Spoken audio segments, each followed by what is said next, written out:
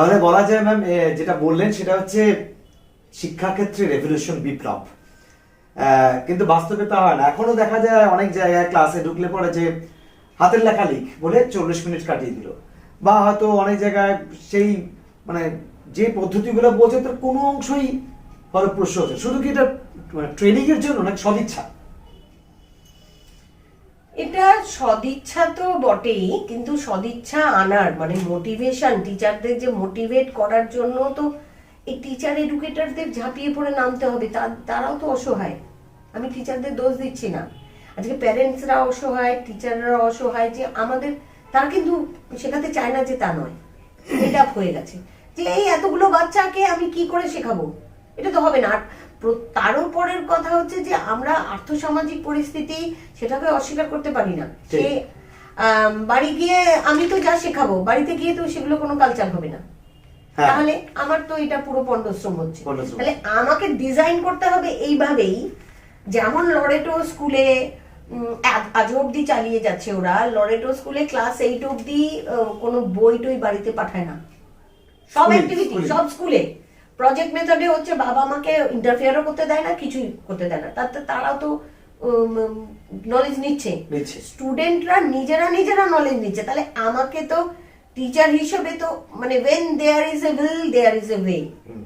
তাহলে একজন টিচারের তুমি বললে সদিচ্ছা, সে যদি সদিচ্ছা হয় না, টিচাররা নিজেরা মিলে বসে আলোচনা করে ঠিক করতে পারে না। কিন্তু ওই যে বললেন যে একজন বা দুজন করতে চাইলে পরিবেশ যখন কারণ হচ্ছে সেখানে হচ্ছে ইগো। আমাদের এই এখনকার সমাজে মানে 5টা মানে আমরা বলি, এটা হয়তো বললে অনেক দূর চলে যাব, কিন্তু মানে আমাদের 6টা না 7-8টা জিনিস আমাদের শেষ করে দিচ্ছে। আচ্ছা, 1 নম্বর হচ্ছে লোভ, একটা হচ্ছে অহংকার, আচ্ছা একটা হচ্ছে মোহ বা শক্তি, মোহ, হ্যাঁ মোহ, আসক্তি, অ্যাটাচমেন্ট। সে আমার জিনিসপত্রের প্রতি হতে পারে, যে কোনো কিছুর প্রতি হতে পারে, আমার বাচ্চার প্রতি হতে পারে, আমার নিজের মতের উপর হতে পারে, আমার মতটাই শ্রেষ্ঠ, এটা অহংকার থেকে আসে। সে নিজের মতামতের প্রতি মোহ, সে ভাঙবে না কিছুতে, আমি যেটা বলছি আমি সেটাই ঠিক, এই মোহ। তার সাথে অহংকার তো আছে, কামনা বাসনা আছেই। এবার তার সাথে নতুন হয়েছে হিংসা, সন্দেহ, লজ্জা, হ্যাঁ ভয়, হ্যাঁ আর হচ্ছে এই সব মিলে কিন্তু একেবারে এই অক্টোপাসের মতো এই 8টা জিনিস কিন্তু মানুষকে একেবারে ঘিরে ধরেছে। এটা হচ্ছে বেসিক গন্ডগোল। টিচার হও, এটা আমি সব লেভেলের জন্য, সব লেভেলের, এবং সেখানে কি হচ্ছে মানে একটার সাথে একটা সাংঘাতিক ভাবে রিলেটেড, যে আমার এইটা চাই, এই বাসনা থেকে এলো আমার যেমন তেমন ভাবে পেতে হবে, লোভ, এবং ওই বাসনা থেকে আসে আসক্তি, রিলেটেড কিন্তু লোভ। এবার আমি ওটা পাচ্ছি না কেন, আমার হয়ে যাচ্ছে রাগ, আমার মাথা সবসময় টং, সে আমি অমুক একটা মেয়েকে ভালোবাসলাম বা একটা ছেলেকে ভালোবাসলাম, আমি ওকে পাচ্ছি না কেন, আসক্তি, মানে কামনা বাসনা থেকে আমার আসক্তি, তারপরে আমি তাকে পাচ্ছি না, তারপরে আমার হচ্ছে রাগ, আমার তারপরে রাগ হতে গিয়ে তারপর আমি যখন পাচ্ছি না, আমার নিজেকেই চিনতে পারছি না যে আমার তাকে আমি পাওয়ার মতো কি যোগ্যতা আমার আছে। হ্যাঁ, এবার আমার হতাশা আসছে, ক্যাপাসিটি থেকে আমার এক্সপেকটেশন বেশি হয়ে যাচ্ছে, এবার ডিপ্রেশনে পড়ছে।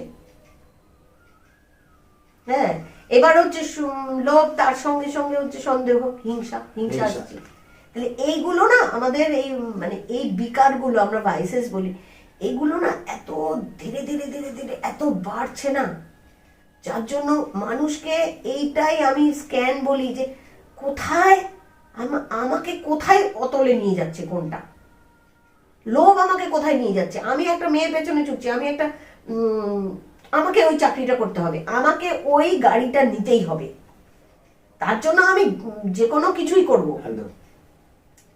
তো তা আলটিমেটলি সে যখন গাড়িটা পেয়ে গেল বা মেয়েটাকে পেয়ে গেল, তার আরো অন্য কিছু চাই, তার সেখানে সাকসেসটা শেষ হচ্ছে না তার তার ডেফিনেশনে।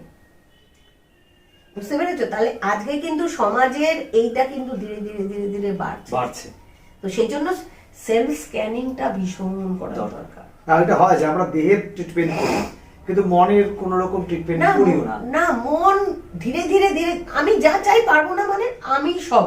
আগে যেটা ছিল খুব মেডিটেশন, মানে আমি বৈদিক যুগ থেকে শুরু করে বলবো আর কি, বা মধ্যযুগ অব্দি ছিল মেডিটেশনটা বাধ্যতামূলক, এখন সেটা তো নেই।